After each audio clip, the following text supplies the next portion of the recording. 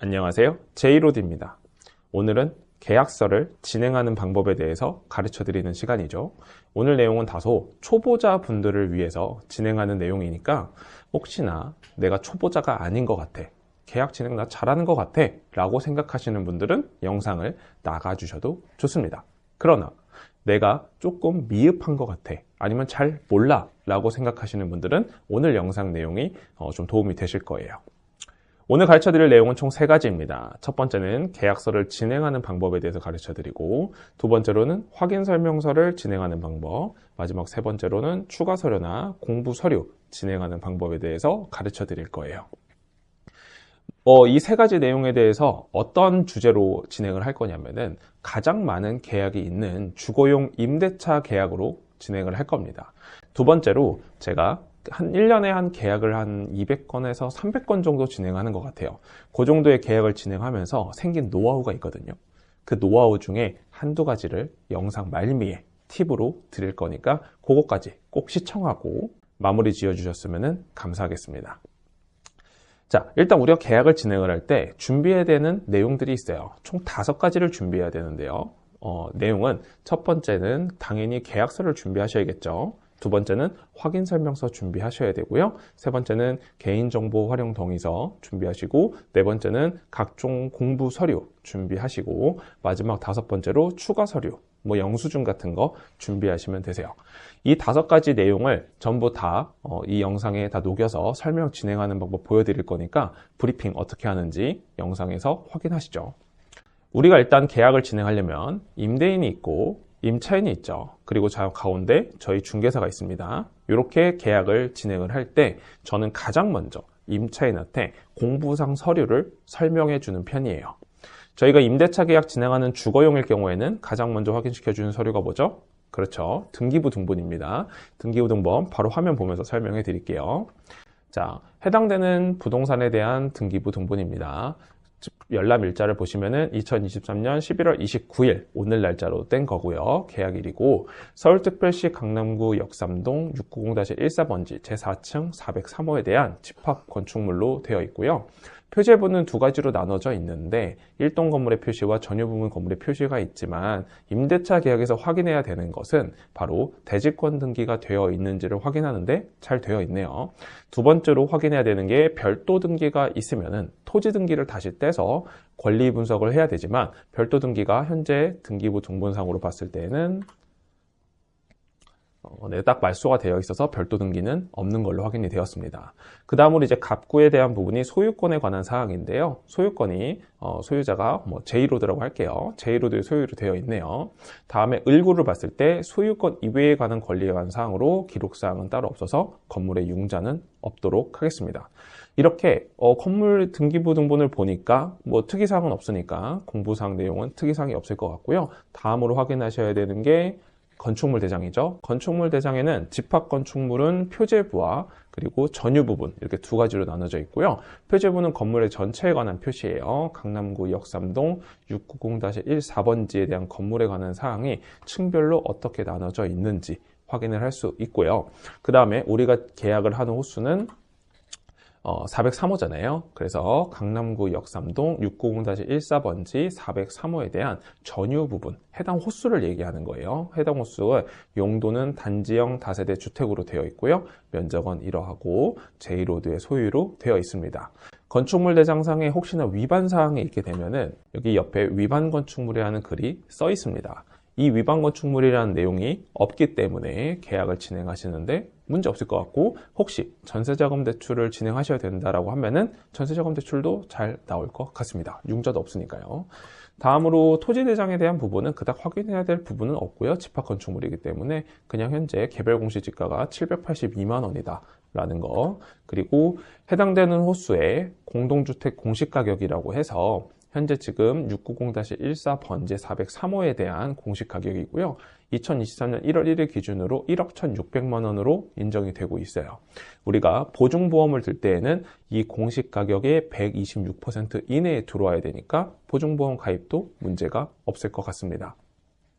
자, 이렇게 공보상 서류 내용을 다 확인을 해봤는데 어때요? 특이사항 없으시죠? 그러니까 권리분석상 특이사항 없어서 계약을 진행해도 괜찮은 주택인 것 같아요. 그러니까 계약서 진행 바로 도와드리도록 할게요. 자, 이제 계약서를 진행해 보도록 할게요.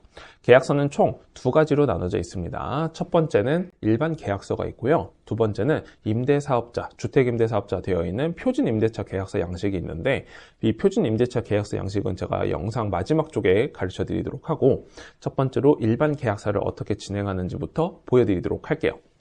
자, 계약서는 이렇게 되어 있고요.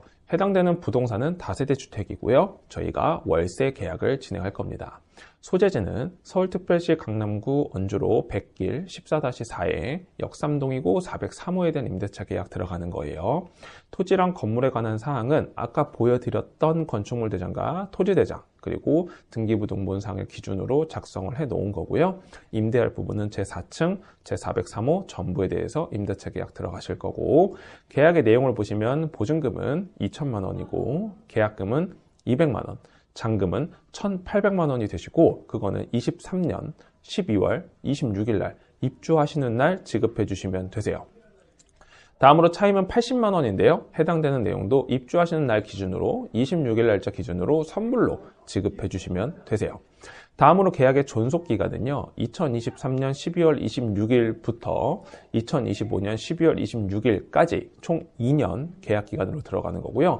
3조부터 9조까지에 관한 사항은 중개사법과 민법, 임대차 보호법에 관한 일반적인 사항들 중에 중요한 걸 몇 가지를 적어 놓은 건데, 핵심적인 것만 보여드리면은 용도 막 바꾸시거나 건물 구조물 변경하시면 안 된다는 거랑 2기 이상의 차임액에 달하면 계약이 해지될 수 있다라는 거, 그리고 계약이 중간에 임대인은 배액배상으로 계약을 파기할 수 있고 임차인은 계약금을 포기함으로써 계약을 파기할 수가 있다. 그래서 저희 확인 설명서 할 거고 나중에 중개보수 내용이 있다. 이런 거예요. 자, 다음으로 특약사항에 대한 부분은 제 별지로 좀 내용이 있어서 다음 장에 첨부를 했으니까 그때 보도록 하고요. 오늘 계약하는 날짜는 23년 11월 29일 오늘 날짜 맞고요. 임대인에 대한 인적사항과 임차인에 대한 인적사항 각각 확인해 주시고 특이사항이 있는지 말씀해 주세요. 이렇게 얘기하시면 양쪽에서 확인을 하는 동안에 특이사항이 없다라는 얘기를 듣게 되겠죠. 듣고 나면은 임대인한테 신분증 주시겠어요? 라고 해서 임차인한테 확인시켜 주시고, 다시 임차인한테 신분증 받아서 임대인한테 신분증 보여주고 확인시켜 드리면 됩니다. 그러면 계약서의 개업 공인조사 마지막에 저희 부동산에 관한 인적사항이 들어가 있고요. 혹시 궁금한 점 있으면 아래에 있는 전화번호 연락 주시면은 상담 도와드릴 수 있습니다. 자, 다음 장으로 넘어가서 특약사항인데요. 특약사항의 내용을 보면은 1번 확인에 관한 사항부터 볼게요. 첫 번째, 등기상 전부 증명서를 확인하고 현장 답사 후 체결한 임대차 계약이다. 두 번째, 본 부동산의 임대차에 관한 중개 대상물 확인 설명서 및 계약서상의 시설물 상태는 임대인 고지사항과 임차인 및 공인중개사의 현장 확인을 기초로 한 것이다. 세 번째, 임대할 부분의 면적은 공부상 전용 면적 또는 연면적, 실측 면적이다. 네 번째, 임대인은 본 계약 체결 당시 국세, 지방세 체납, 근저당권, 이자 체납 사실이 없음을 고지한다. 다섯 번째, 임차인은 확정일자 부여기간에 정보 제공을 요청할 수 있고, 다음으로 주택임대차 계약 신고는 계약 체결일로부터 30일 이내에 임대인과 임차인이 신고하시면 됩니다. 보통 임차인이 확정일자 받으러 동사무소 가실 거잖아요. 주민센터. 그때 임대차 계약의 신고까지도 같이 하시는 편이니까 꼭 지켜주시도록 하시고요. 여기서 여러분들이 주의하셔야 될 부분은 뭐냐면, 보통 계약서를 작성하고 나서 입주일까지 한 달이 넘는 경우들이 있어요. 그럴 경우에는 임차인한테 확정일자를 먼저 받고 빨리 신고를 할 수 있도록 도와주셔야 되고요. 만약에 임차인이 하기 힘든 상황이다라고 하면은 임대인이 신고할 수 있도록 해주시면 됩니다. 여러분들이 위임장 받아서 대리해서 진행하셔도 크게 무방합니다. 다음으로 고지에 관한 사항인데요. 임대인은 본 부동산의 매매 계약을 체결하는 경우에는 사전 임차인에게 고지하여야 한다. 당연히 매매하기 전에는 임차인한테 고지 미리 해주셔야 되시고요. 다음으로 임대인은 잔금 2일까지 현 등기사항 전부 증명서를 상태를 유지함으로써 임차인의 대항력 유지를 지켜주셔야 되세요. 위반했을 경우는 본 계약은 무효라고 금전은 즉시 반환한다. 전세 계약일 경우는 굉장히 예민한 부분이니까 꼭 작성해 주시면 좋을 것 같고요. 다음으로 관리비에 관한 사항은 관리비는 월 10만 원이고요. 선불이세요. 월 차임과 같이 납부해 주시면 될 것 같고요. 개별 공과금인 전기, 수도, 가스는 임차인의 부담으로 하겠습니다. 다음으로 원상 회복에 관한 부분인데요. 현 시설물 상태에서 임대차이며 훼손 및 파손 시 원상 복구 또는 배상하니까 사용상 하자 없도록 잘 사용하시면 될 것 같고, 대신에 건물의 노후로 인한 훼손은 제외합니다.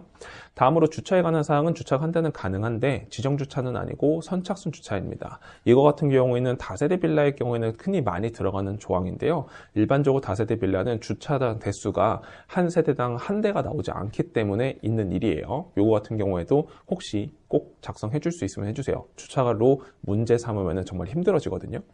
자, 다음으로 애완동물이나 동거인에 관한 내용인데요. 애완동물 사육은 금지하며 위반 시 발생하는 임대인의 손실에 관하여는 임차인이 전액 부담합니다. 고양이가 벽지를 찢어놨다든지 개가 시설물을 파손했다든지 이런 일이 있을 수 있잖아요. 그 부분에 대한 부분을 미리 적어 놓는 겁니다. 다음으로 퇴실에 관한 사항인데요. 계약기간 만료 전 퇴실 시에는 임차인은 임대인의 중개보수를 부담하고, 퇴실의 2개월 전 퇴실 여부를 계약 당사자는 서로의 계약 연장 여부를 고지한다. 이건 일반 임대차 보호법 내용이죠. 임차인은 신규 임차인을 구하는 과정에서 부동산 방문에 협조해 주기로 한다. 이것도 좀 중요한 부분이에요. 가끔 잘 안 보여주는 분들도 있는데 이렇게 적어 놓으시면은 크게 의미는 없지만 조금 더 잘 보여주시는 편이더라고요.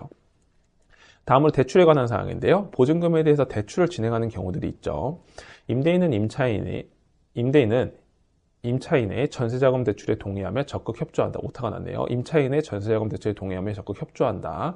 다음으로 부동산의 문제로 인한 대출 불가 시 계약금은 즉시 반환하고 본 계약은 무효로 한다. 요거 조항 넣어주시는 거 좋습니다. 임차인이 부동산의 문제로 대출 불가 시 임대인이 가끔 보증금 반환 안 해주는 경우들도 옛날에는 많았는데 요즘은 별로 없는 것 같긴 하더라고요. 그래도 넣어주면 임차인이 조금 더 안정적으로 생각을 하니까 이렇게 넣어주시면 좋고요. 다음으로 기타적인 부분은 본 계약으로 정하지 않은 사항은 주택임대차보호법 및 민법, 주택임대차 계약의 일반 관례에 따르기로 한다.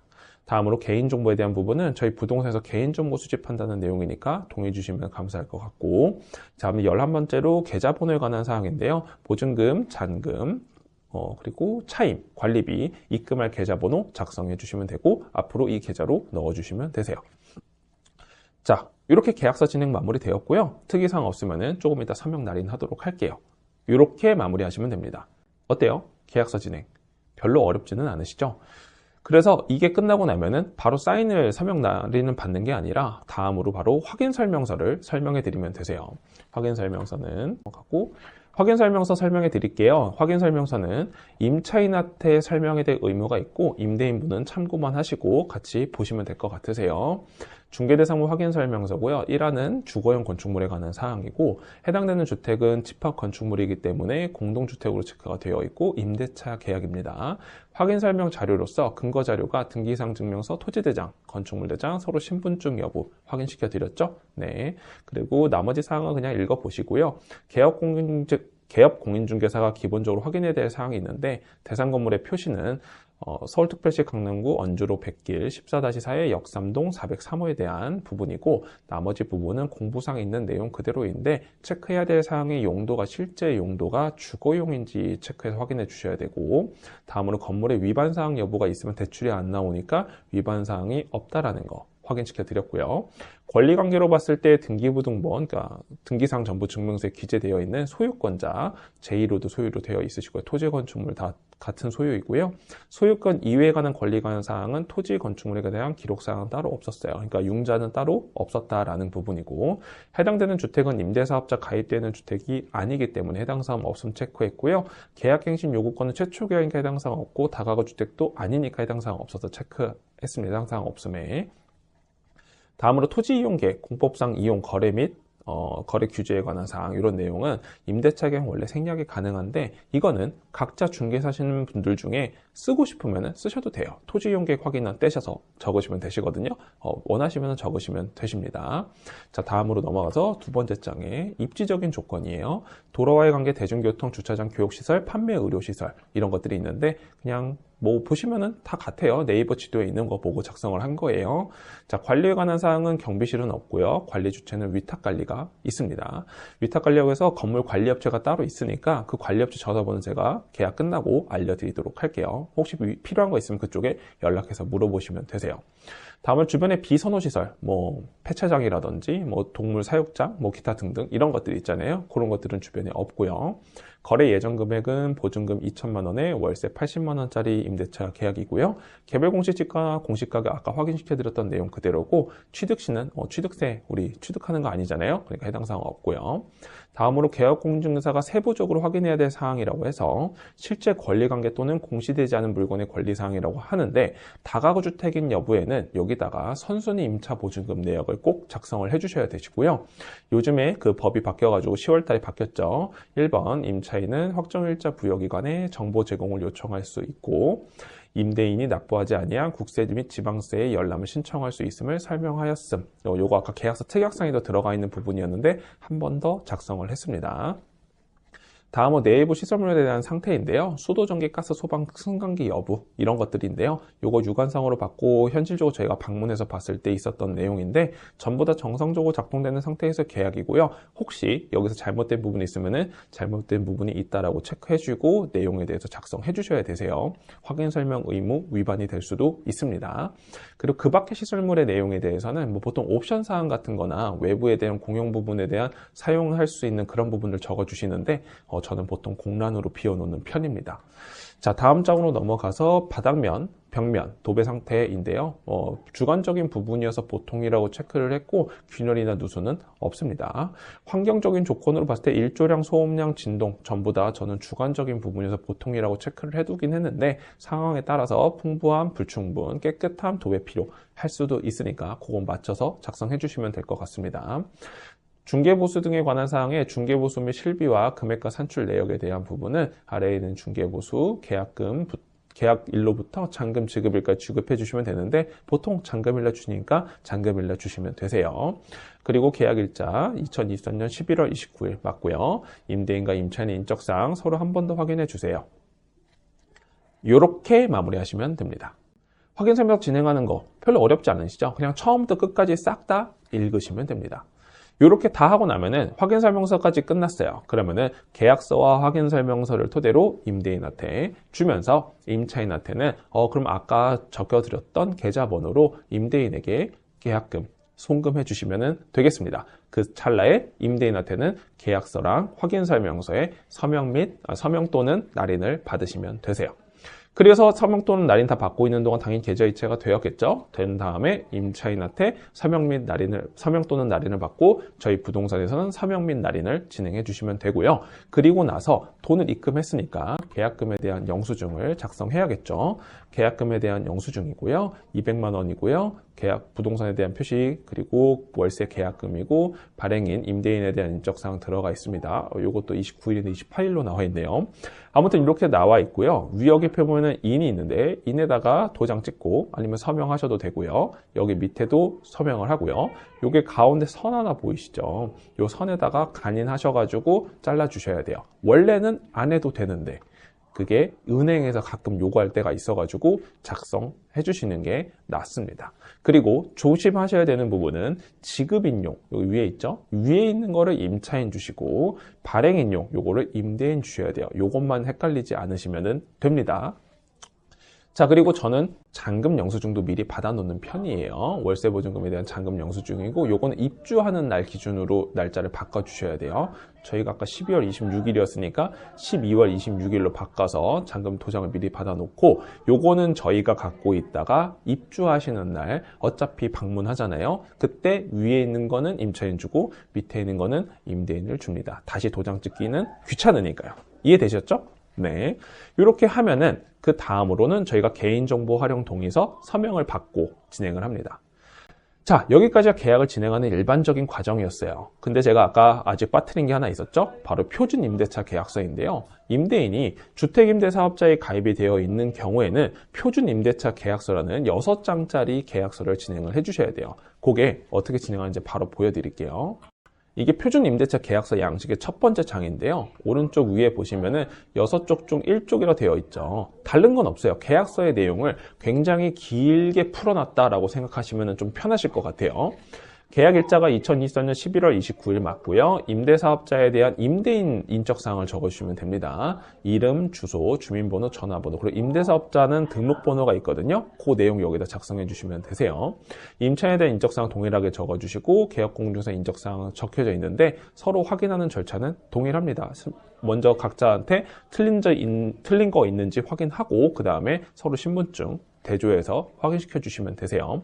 그 다음 밑에 있는 박스에 대한 내용은 해당 주택은 민간임대주택에 관한 특별법에 따라 임대사업자가 시군구청장에게 등록한 민간임대주택으로서 다음과 같은 사항에 적용됩니다 라고 쭉 적혀 있는데요. 이런 내용이 한 6장 들어가 있어요. 그렇기 때문에 확인해야 되는 임차에 확인해 줘야 되는 내용은 임대료 증액에 대한 제한이에요. 임대료 5% 범위 내에서 올릴 수밖에 없다. 요거 설명해 드리고 바로 다음 장 넘어갈게요. 주택에 대한 소재지는 강남구 원주로 백길 14-4의 역삼동 403호이고요. 아파트 아니고 다세대 주택입니다. 이거 체크 바꿔주시고 주택의 면적과 공용 면적 적어주시고 민간주택의 종류가 공공지원인지 일반지원인지 적고 매입인지 건설인지 적고 개시를 적고 100세대 이상인지 아닌지에서 아니요 적고 민간임대주택에 대한 부분 아니요 선순위 담보권 아까 없었습니까? 없음. 국세지마세 체납사실도 없었습니까? 없음. 다음 임대보증보험 가입이 여부인데요. 이게 가장 중요한 부분인데요. 이 부분이 추가 서류적인 내용이에요. 왼쪽에 있는 부분을 체크했을 경우에는 일부 가입, 미가입 중에서 일부 가입 동의서를 받아주셔야 되고 오른쪽에 있는 내용일 경우에는 미가입 동의서를 받아주시면 됩니다. 자, 밑에 그 다음은 계약의 조건에 대한 부분은 임대보증금은 2천만 원이고 월 임대료는 80만 원이고요. 임대차 계약기간은 24년 12월 26일부터 25년 12월 26일까지 총 2년 임대차 계약기간으로 들어가고요. 계약금은 200만 원, 잔금은 1,800만 원, 동일하게 2023년 12월 26일 날 지급해 주시면 되시고 아래에 있으신 계좌번호로 넣어주시면 되세요. 그리고 가끔 물어보시는 분들이 있는데 연체 이자율 연 몇 %인지 적용이라고 부분을 혹시 정하고 싶어 하시는 분들이 있으시면 적고 전 정하는 걸 특별히 적지 않으면 그냥 특별히 기재를 따로 하지 않습니다. 그렇게 하지 않는 게 더 좋아요. 나중에 문제가 생길 수도 있거든요. 이렇게 누가 이렇게 하자고 했냐라고 하면서 그렇죠? 다음으로 민간주택의 입주일은 다시 한번 적혀 있고요. 월 임대료의 계산은 아까 적혀져 있는 내용이고 관리비와 사용료도 당연히 기본적이고 임대 조건들이 혹시 변경이 필요했을 때는 5% 이내 범위 내에서만 늘릴 수가 있고 특약사항은 서로 정함에 있어서 변경할 수는 있다. 이 정도 설명해 주시고 넘어가시면 되세요. 그리고 다음으로 임차인의 임대차 계약의 해지 및 해지 시 손해배상이라는 내용이 있는데 요거는 기본적인 사항이고 임대인이 계약기간이 종료되었을 경우에 임차인의 갱신을 거절할 수 있는 경우들에 관한 사항이 적혀 있다. 근데 어차피 임대 계속 놓으실 거죠? 라고 하고서 넘어가시면 됩니다. 다음으로 임대보증금에 대한 반환은 임대보증금은 당연히 계약의 만기일과 동시에 주택의 양도와 보증금의 반환이 동시적으로 이행이 돼야 된다. 이거 설명해 주시면 되실 것 같고요. 그리고 보증보험에 대한 부분은 75%는 임대사업자가 부담하고 25%는 임차인이 부담한다. 그런데 미가입 동의서를 받았을 경우에는 당연히 안 내는 거겠죠. 이거 체크해 주시고요. 다음으로 민간주택의 양도, 임대사업자의 설명 의무 기본적인 사항들이니까 나중에 한번 읽어보시고요. 해당되는 내용 설명 들었다라고 서명, 사인 받도록 하시면 됩니다. 다음으로 중개대상 확인 서면서 설명해 드렸고 특약사항은 다음 장에 들어갔으니까 하시면 될 것 같고요. 소득공제, 월세 납부하셨던 거에 소득공제 가능하시니까 소득공제 받으시면 되세요. 다음으로 제3자에 대한 정보 동의인데요. 이거는 구청에 임대인분께서 신고를 하셨을 때 구청에서 임차인에 관한 인적사항을 조회를 한번 해요. 그리고 또 연락을 드릴 수가 있거든요. 구청에서. 그때 잘 받아주시고 그 전화를 갈 수 있기 때문에 그 개인정보를 사용하는 거잖아요. 그거에 대한 동의를 미리 받아주는 겁니다. 다음 절 특약사항에 대한 부분은 아까 설명해 드렸으니까 생략하도록 할게요. 자, 이렇게 표준 임대차 계약서를 진행하면 돼요. 표준 임대차 계약서 진행하실 때 처음부터 끝까지 다 읽어야 되냐라고 물어보시는 분들이 있으신데 그러실 필요까지는 없습니다. 솔직히 다 읽어주면 가장 좋지만 현실적으로 이거 다 읽는 거 쉽지 않습니다. 그리고 또 이런 질문하시는 분들이 있어요. 계약서 쓰다가 수정사항이 생겼어요. 그러면은 찍찍 긋고 그냥 쓰면 되느냐? 이렇게 얘기하시는 분이 있는데 수정사항이 있을 경우에는 저는 거의 100%에 가깝게 새로 출력합니다. 왜냐면 수정사항을 따로 만들지 않으려고 하는 게 제 방식인데, 혹시 수기로 작성을 해서 수정을 해야 되는 경우에는 계약의 당사자, 뭐 임대인과 임차인, 계약공인중개사, 공동중개의 경우는 공동중개인, 공동중개사까지도 도장이 날인되어 있어야 그게 인정이 되니까 날인된 그 수정된 부분에 각각의 날인을 받으셔야지만 그게 인정이 된다라는 거, 그것만 잘 기억해 주시면 될 것 같습니다. 자, 그러면 제가 아까 말씀드렸던 요 보증보험 가입에 대한 부분이 있잖아요. 여기 미가입에 대한 부분이 있고 일부 가입이라는 부분이 있는데, 요거 설명을 어떻게 해야 되느냐. 임대인은 보증보험 가입하기를 싫어하고 임차인은 가입하고 싶어 하는데 이거 어떻게 진행해야 되느냐라고 물어보시는 분들이 있어요. 그것도 제가 오늘 가르쳐 드리도록 할게요. 이게 보증금에 대한 보증보험 미가입에 대한 동의서예요. 일반적인 미가입에 대한 동의는 우선 변제금의 이하인 경우일 경우거든요. 우선 변제금이라고 하는 부분은 다음 뒷장에 내용이 나와 있는데, 21년도 기준에는 서울특별시가 5천만 원이지만 현재 23년도 기준으로는 서울특별시가 5,500까지 올라갔어요. 이게 우선 변제금이라는 부분이에요. 엄밀히 말하면 최우선 변제금이죠. 최우선 변제금 이하라는 부분으로 보증금이 변제가 되기 때문에, 저희가 보증금 2천짜리 계약을 했잖아요. 그 이하인 경우에는 보증보험을 굳이 가입하지 않아도 무조건 돌려받을 수 있을 만한 돈이기 때문에 미가입을 해도 괜찮다. 그러나 이거는 경매 같은 게 진행이 되었을 때 받을 수 있는 돈인 것이지 보험사를 통해서 받을 수 있는 것은 또 아니기 때문에 임차인도 가입을 하고 싶어 하시는 분들이 있어요. 근데 설명을 잘 하셔가지고 임대인은 별로 2천만 원에서 별로 납부하고 싶어 하지 않으시잖아요. 그러니까 서로 이득이 되도록 어차피 안전한 거니까, 월세니까 그냥 요거는 이렇게 진행을 하시자라고 잘 설명해 주시면 됩니다. 그때 설명을 어떻게 해주셔야 되냐. 저 같은 경우에는 이 임대사업자 임대주택의 소재지 임대차 계약기간 우선 변제금은 작성을 잘 안 해드려요. 임대인이 직접적으로 작성할 수 있거나 구청에서 가가지고 작성할 수 있게 해드리고, 저는 이 동의자인 임차인에 대한 부분에 보증금액과 성명, 생년월일, 연락처 내용을 작성을 하고 그 계약한 날짜를 적고 동의를 하시는 임차인분의 성함과 날인을 받는 편입니다. 이렇게 해서 드리면 미가입 동의는 되고요. 다음으로 일부 가입에 대한 동의서예요. 일부 가입에 대한 동의서는 임대보증금의 일부 보증에 대한 임차인 동의서인데, 이것도 동일하게 임대사업자와 민간임대주택과 보증대상 금액에 대해서는 따로 특별히 적지는 않아요. 근데 임차인이 궁금할 수는 있기 때문에 설명은 해줍니다. 우리가 어떻게 가입이 되는 거냐라고 하면은 여기 밑에 적혀 있습니다. 담보권 설정 금액 더하기 임대보증금. 우리가 들어가는 보증금이 예를 들면은 6천만 원이다. 근데 담보권 설정 금액이 4천만 원이 있다라고 했을 때 합의한 금액이 1억이죠.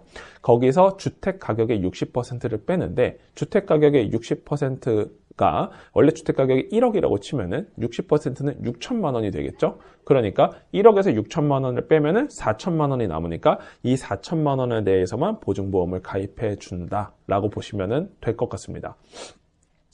그런데 만약에 주택 가격의 60%가 6천만 원이고 담보권 설정 금액이 없고 임대보증금이 6천만 원인 거예요. 그럼 6천만 원 빼기 6천만 원이면 0원이죠. 그러면은 보증보험 가입을 할 필요가 없게 되겠죠. 그렇기 때문에 미가입에 대한 동의, 보증 대상 금액이 0원 이하, 여기다가 체크해 주시면 되시고요. 금액이 단 1원이라도 있으면은 여기 예에다가 체크를 해 주시면 됩니다.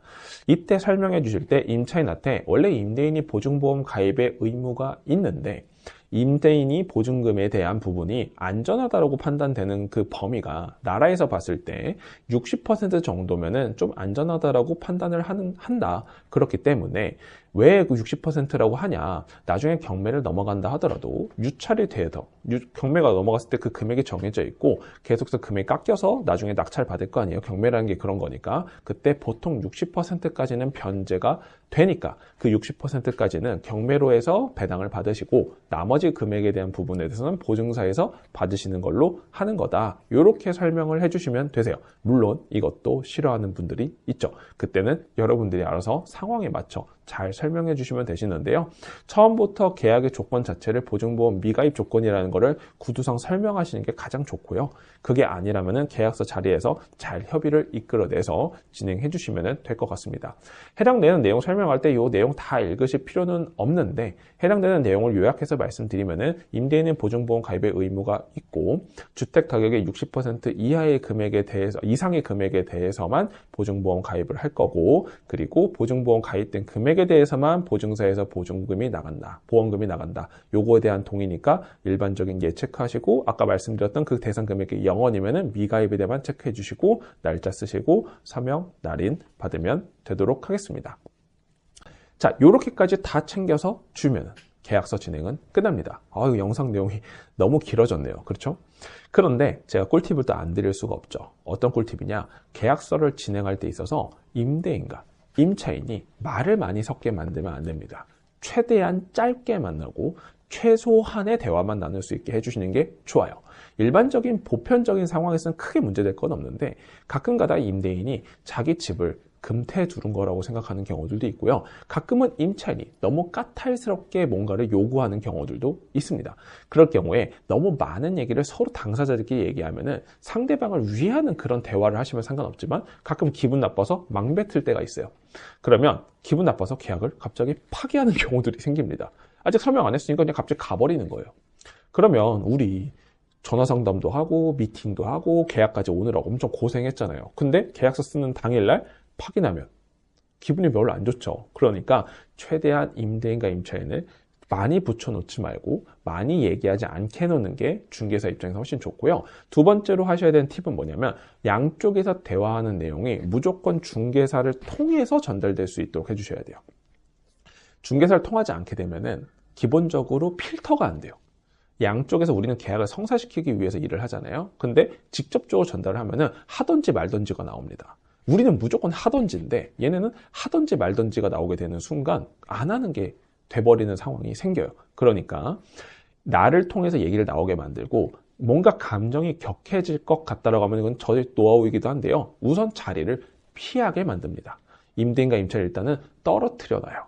임차인을 데리고 나오던 임대인을 데리고 나오던 바깥에서 일단은 들어줍니다. 임대인이 하소연하는 거 들어주고 임차인이 하소연하는 거 들어주고 어떤 내용인지 파악을 한 다음에 양쪽한테 제가 통해서 전달을 하고 감정을 삭힌 상태에서 다시 만나게 만드는 거예요. 그걸 꼭 해주셔야 됩니다. 계약서 자리에서 파기나는 경우 생각보다 종종 있어요. 그러니까 감정이 격해지기 전에 양쪽 당사자가 얘기가 안 통할 것 같으면은 중개사가 중재하면서 양쪽으로 떨어뜨려 놓는 거. 요것도 계약할 때 꿀팁이니까 활용하시면 좋을 것 같습니다.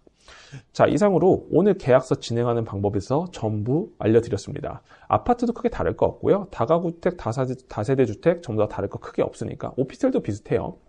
근데 오피스텔은 확인 설명서를 비주거용 건축물로 쓰셔야 된다는 것만 뭐 다른 부분인데 이런 부분은 제가 나중에 심화 과정, 중급 과정, 고급 과정에서 다시 한번 설명해 드릴 수 있도록 해볼게요. 오늘 내용도 여러분들께 도움이 되셨다고 한다면 좋아요, 구독 누르는 거 잊지 말아 주시고요. 여러분들이 혹시 계약서 진행하는 과정에서 궁금한 사항이 있으면 댓글로 남겨주세요. 제가 답변 다 하나씩 남겨드리도록 할게요. 영상에서 빼먹은 부분이 있다면요. 네, 긴 영상 봐주셔서 감사합니다. 행복한 하루 보내세요.